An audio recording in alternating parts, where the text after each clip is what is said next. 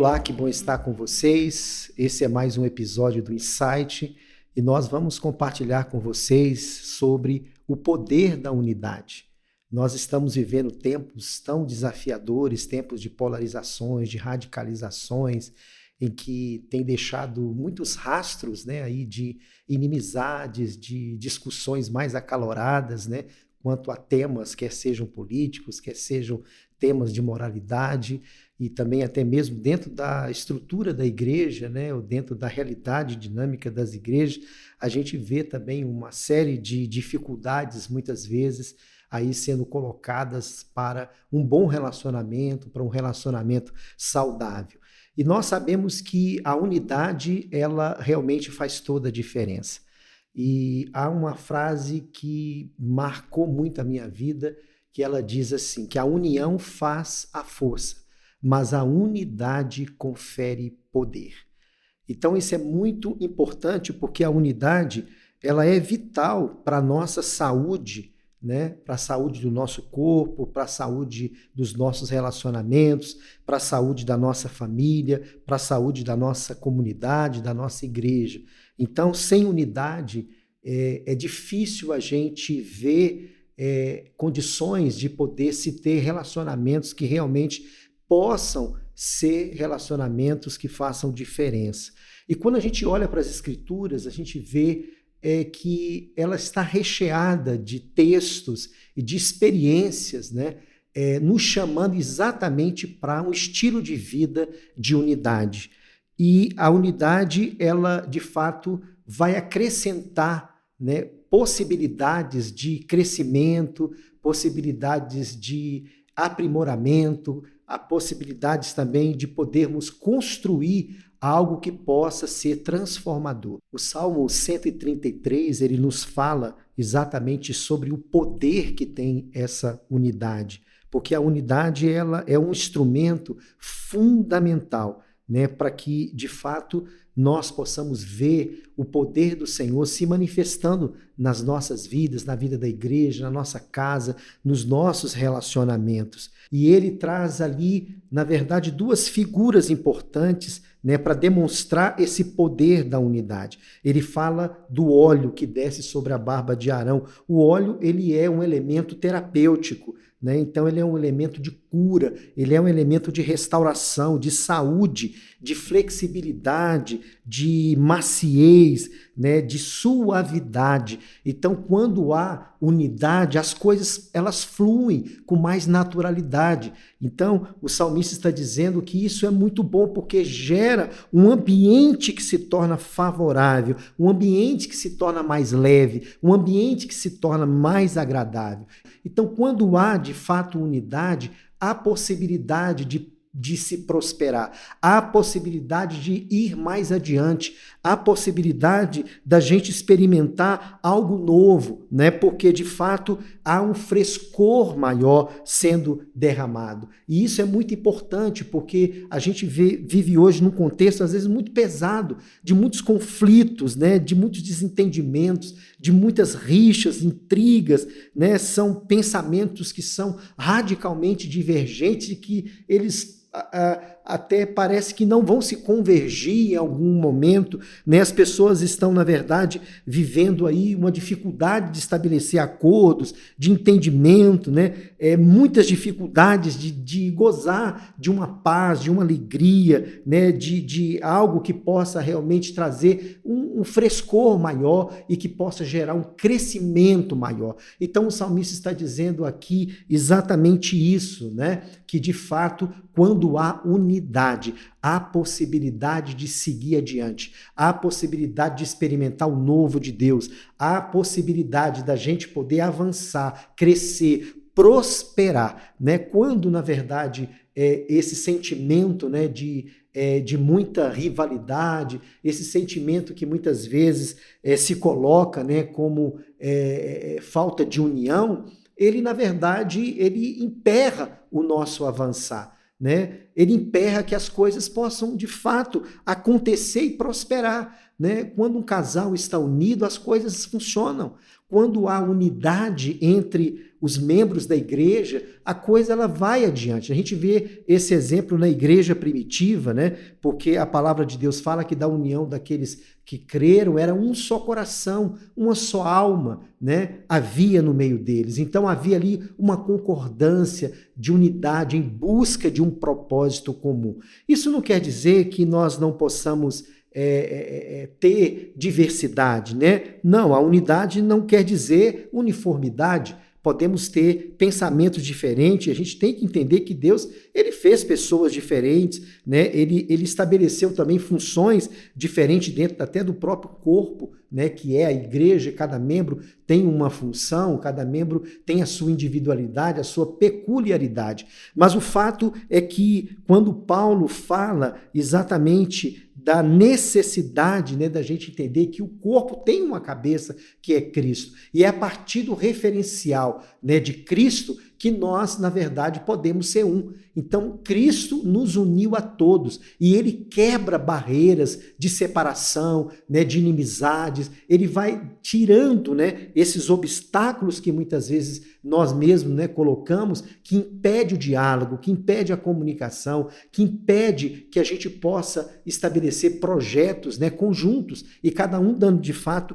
a sua contribuição. E no final do Salmo 133, a gente vê claramente que essa unidade ela atrai a presença de Deus. E isso é coisa de fato maravilhosa, né? Se nós queremos que a presença de Deus esteja na nossa casa, esteja nos nossos relacionamentos, nós de fato precisamos buscar essa unidade, né? E ele diz que ali o Senhor ordena a sua vida e a bênção para sempre, né? Então, quando há unidade, há de fato um liberar, né, da bênção de Deus, né? A presença de Deus ela se torna visível, as coisas de fato elas passam a experimentar o sobrenatural de Deus. Então há um poder aí sobrenatural que só é gerado a partir dessa unidade. E é por isso que nós temos que lutar, né, contra todos os inimigos da unidade. Às vezes a arrogância, né, ela impede a unidade, a altivez, a soberba,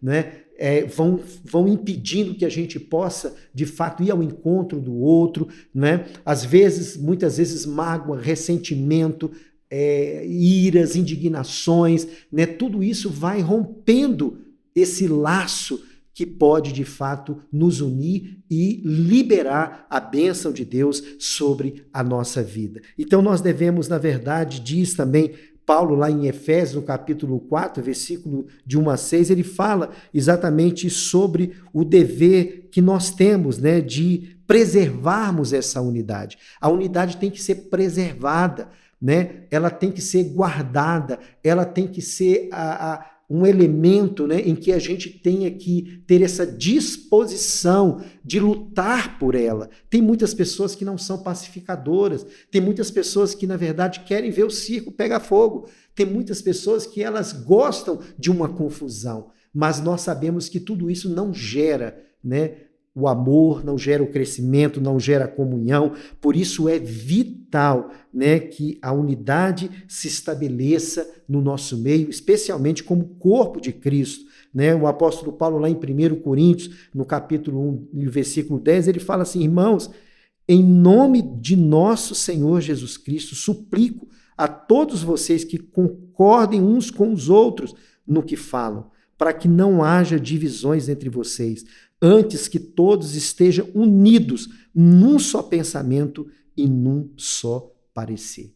Né? Então aqui Paulo está exatamente aqui fazendo uma conclamação, né? Ele está aqui exatamente solicitando, suplicando aqueles irmãos que busquem ali pontos que possam levá-los à unidade.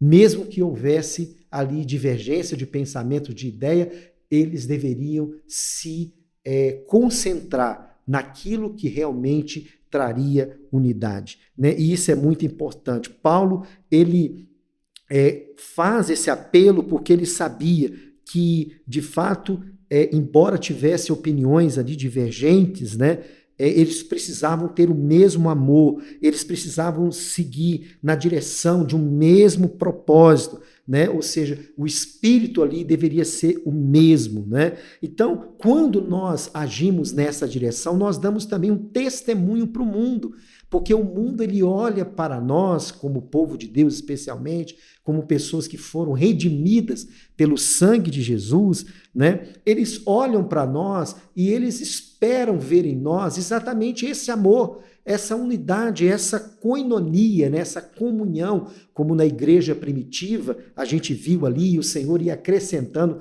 dia a dia aqueles que iam sendo salvos. Por quê? Porque eles tinham tudo em comum, né?